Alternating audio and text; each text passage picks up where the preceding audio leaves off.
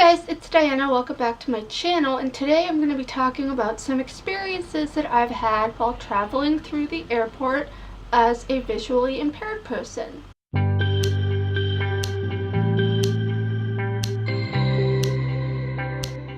So I was inspired by how Casey sees it. She did a video on this exact topic. I believe it's airport horror stories or travel horror stories or something. I will link it down in the description and also up here in the cards somewhere. I think it's like here. Anyway, so I have traveled a lot, both by myself and with other people who are blind or visually impaired, and with sighted family members. So I've had a slew of experiences. Also, if some of you may not know, I am a former guide dog handler, so there are a few times that I had gone through the whole airport process with my guide dog, and that's a completely different ballpark compared to doing it with a cane. So I'd say that for the most part, I'm definitely going to agree with what Casey said in her video. A lot of the times I feel like that people who are disabled in general and need assistance, because when you check in, you can tell the person at check-in that you need assistance to your gate, or most airlines now offer the ability to determine it when you book your flight. Like, you can check a little box that says I'm blind or deaf or in a wheelchair or whatever, and that you need assistance going through the airport process, whether it be security or finding your gate or whatever the case is. However, not all airlines have that, so usually I do both. If the airline that I'm booking with has the option, I will obviously check it off. However, if they don't, like, I'll just tell them at the desk when I get there, or I'll try to call ahead of time if possible. But even if I do check off the little box, I will tell them when I get there, because, you know, they don't know what's going on. I feel like I check off the little box and they say that they have it in the system, and they obviously don't, because nobody is ever there to help me.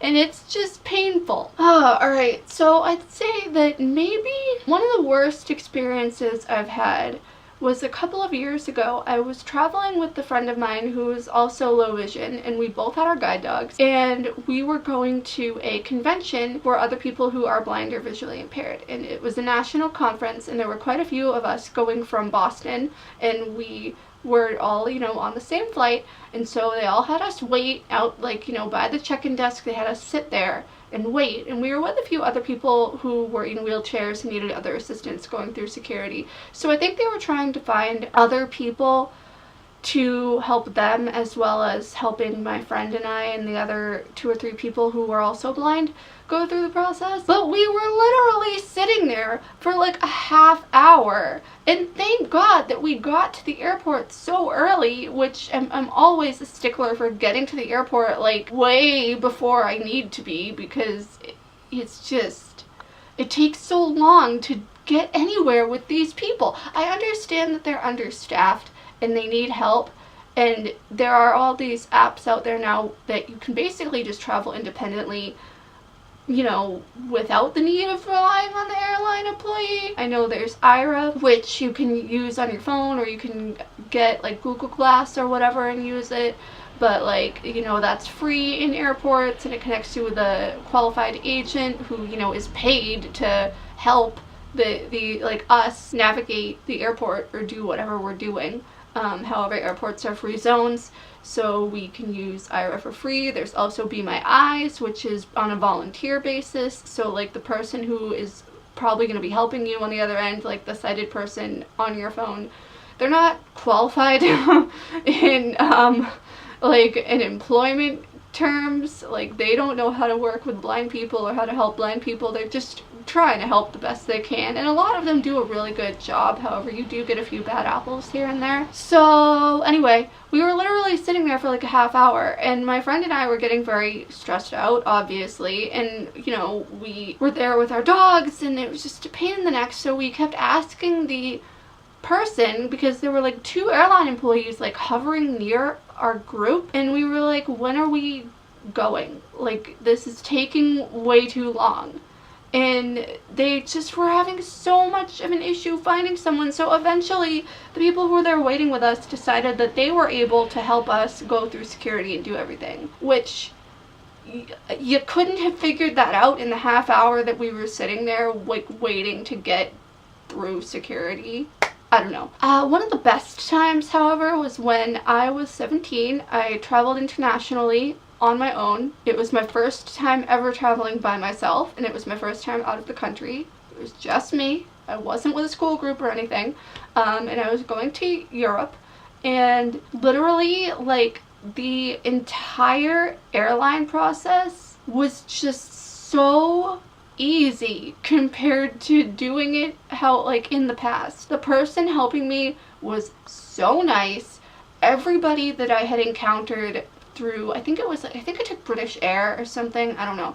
They were just so, like, accommodating, and they treated me really well, and I'm nice to them. My thing is, if you're nice to someone who's trying to help you, or like literally anybody that you're talking to, they will be nice to you back, ideally. And so, it was really well. Like, my flight kept getting delayed and delayed and delayed, and I was sitting there, like, in the international terminal, at the gate to try to go to get out of the US, and it just was taking hours. And the woman who had, like, gone through the whole security process and everything with me, she had nothing else better to do, so she was just sitting there with me. We were chit-chatting, and it was great. Eventually I did get on that plane, like, a day later than I had initially intended to, but it worked out. Another experience that I had that was not so great was a couple of years ago. I was traveling through Dallas-Fort Worth, and I was with my guide dog, and I was with my friend who also had her guide dog, and we were going through security. Now, people might not be aware that when you are a service or guide dog team and you are going through the secure TSA checkpoint, by law, they can't ask you to remove your dog's equipment.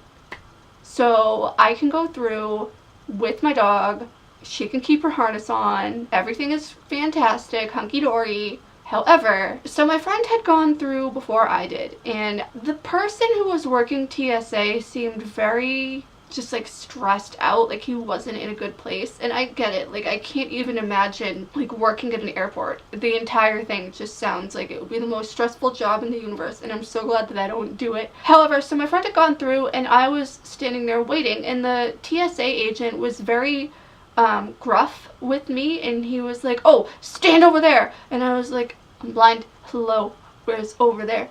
No, I asked him kindly, like, where am I in the way, like, can you give me some specific instructions?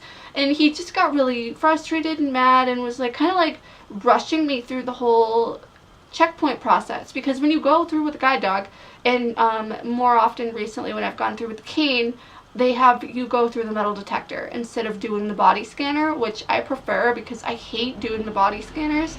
It's a pain in the neck. It's ridiculous. So, it was just painful. And then, like, somebody else kept trying to tell me that I had to take off my dog's quote-unquote brace, which it's not a brace. She was wearing a guide harness, and I politely told the man, no, she can go through with her harness on, because what happens is, the way that I was taught how to go through TSA with my dog, I know that your mileage may vary. I go through first, and I hold my dog's leash, and she sits, where we had stood previously. So I go through, I don't set off the metal detector, and then I call her through. She comes, like, walks through.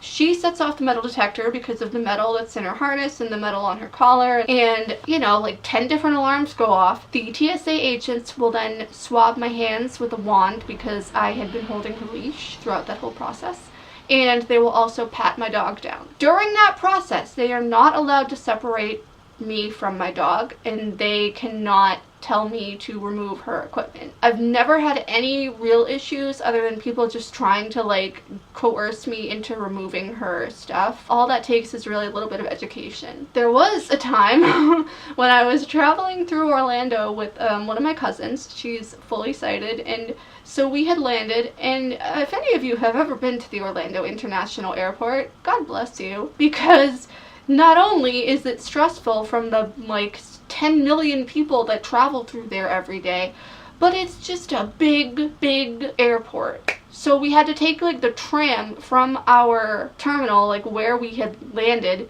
to the main terminal to get to ground transportation, because we were going to Universal.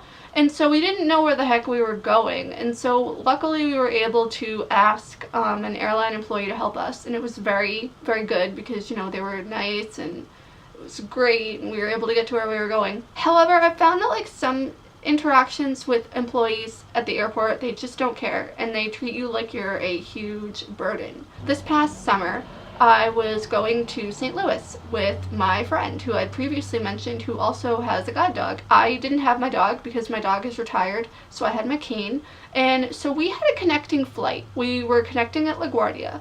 And doing the airport thing while blind or visually impaired and not having a connecting flight is stressful in itself. Put a connecting flight in there and you're just asking for a huge amount of trouble. So we got to our gate. Of course it took us a lot longer than we had initially intended to get to our gate because we were waiting forever for assistance. However, the person who was helping us, I gotta hand it to her, she was great. She showed us where the little store was that was near our gate, and she told us where the restrooms were and like where all the important things were. And that's wonderful because when I travel alone or even with other people who are blind or low vision, they never tell us that. Like Casey had said in her video, they just sit us down at the gate by the skycap little podium thing and tell us to just stay there.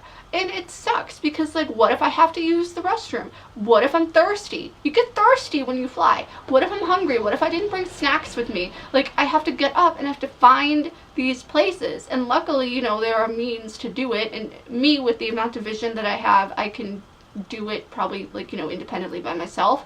But for someone who might not have good travel skills or, you know, whatever the case may be, it's just not, it's painful. So we got to our gate literally like right as our flight was about to board. And as we walked up, the skycap or whatever was like, oh, your flight is delayed because there was weather in New York, which, like, that's fine, you know, it was okay. It meant that we were going to miss our connecting flight, but they were able to bump us to another flight later that day, so we got to where we were going eventually. But when we got to New York, this is where the trouble started. So whenever I've been on a plane, whether it be like just a non-stop or a connection, they always tell me and the other blind people that I'm with, should there be any, to just sit there when we land and wait for someone to come and get you. I'm not doing that. I want to get off that plane. I mean, like, it's not difficult to get off the plane and walk up the tarmac. It's really simple. You just follow the crowd of people. If you can't see, you can probably easily follow the sounds that everybody in front of you is making. Like, it's literally a straight shot for the most part. And so when we landed in New York, we were like, we're not sitting here. So my friend and I, because we both have enough vision that we can kind of see, but like also enough that we can get ourselves into trouble because we're just stupid. We got off the plane, right? We got our luggage from the bin, and she had to check one of her overheads because it was a full flight or whatever. So she got her luggage that she had to check, like, as we were going up the tarmac or whatever. And so then we got to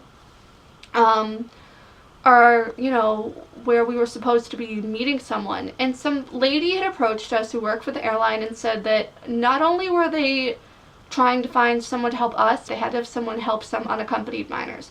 I don't know if they were on our flight or whatever, like, I don't care. Basically, we were standing there, and eventually we were like, all right, well, we have to go. We have a connecting flight that we have to catch, and our flight leaves, like, soon. And we had to go to a completely different terminal. And again, I don't know if any of you have ever been to LaGuardia, but that's a big airport too.